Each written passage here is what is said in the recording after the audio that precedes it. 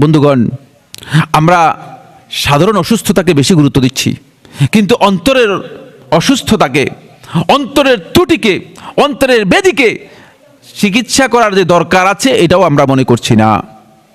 এই জন্যই দরকার। কিন্তু দুর্ভাগ্যের বিষয় হচ্ছে এই, খুব ভালো করে খেয়াল করুন, এবার একটা পয়েন্টে যাব। যেহেতু অন্তরের চিকিৎসার প্রয়োজন আছে, আর আমরা যখন এই বিষয়গুলো নিয়ে কোনো কথা বলি না, কোরআন এবং হাদিস অনুযায়ী কথা বলি না, তখন শয়তানের একদল দোসর তারা নিজেদেরকে মনে করে আমরা হলাম অন্তরের চিকিৎসক। বুঝতে পারছি? শয়তানের এক দোসর বের হয়েছে, তাহলে আমরা অন্তরের চিকিৎসা করি। কিসের চিকিৎসা করে? কি অন্তরের চিকিৎসা করে? বলে আসেন আমার হাতে রুমাল দিয়ে আগে বায়াত গ্রহণ করেন, কারণ কালো রুমাল সাদা রুমাল ধরে বায়াত গ্রহণ করলে তারপরে চিকিৎসা করে দিব আমি অন্তরের। অন্তরের চিকিৎসা রাসূলুল্লাহ সাল্লাল্লাহু আলাইহি ওয়াসাল্লাম করেছেন। সাহাবায়ে কেরামদের অন্তরের চিকিৎসা রাসূলুল্লাহ সাল্লাল্লাহু আলাইহি ওয়াসাল্লাম করেছেন। রাসূলুল্লাহ সাল্লাল্লাহু আলাইহি ওয়াসাল্লাম এর পরিচয় জানিয়ে দিয়েছেন।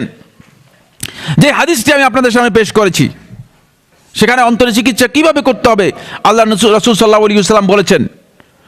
এখানে অনেক হাদিস রাসূল সাল্লাল্লাহু আলাইহি ওয়াসাল্লামের আছে, বুঝতে পেরেছেন? অনেক হাদিস রাসূলুল্লাহ সাল্লাল্লাহু আলাইহি ওয়াসাল্লাম আছে। একটি হাদিসের মধ্যে আল্লাহ রাসূল সাল্লাল্লাহু আলাইহি ওয়াসাল্লাম এই কথা বলেন নাই যে অন্তরের চিকিৎসা করতে হলে এমন একজন ব্যক্তির কাছে যাবে যার কাছে গিয়ে মুরিদ হলেই অন্তরের চিকিৎসা হয়ে যাবে।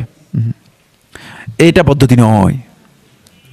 অন্তরের চিকিৎসা করতে হলে আপনি নিজের অন্তরের চিকিৎসা নিজেই করতে হবে, অন্য লোক দিয়ে অন্তরের চিকিৎসা করাতে পারবেন না। কারণ হলো এখানে বাহির থেকে কি করে না, কোনো ওষুধ কাজ করবে না।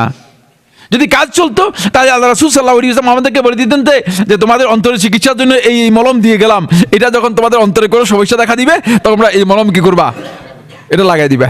এরকম মলম কি দিয়ে গেছেন রাসূল সাল্লাল্লাহু আলাইহি ওয়াসাল্লাম?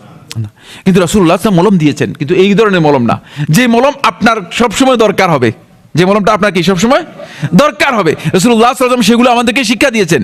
এজন্য আমার বন্ধুগণ, আমাদেরকে এই দিকে আসতে হবে, এদিকে আমাদেরকে কি করতে হবে, আসতে হবে, যাতে করে আমরা আমাদের অন্তরটাকে কি করতে পারি, পরিচর্যা করতে পারি, তৈরি করতে পারি, আল্লাহর দিকে ধাবিত হতে পারি, অন্তরটাকে সুস্থ রাখতে পারি।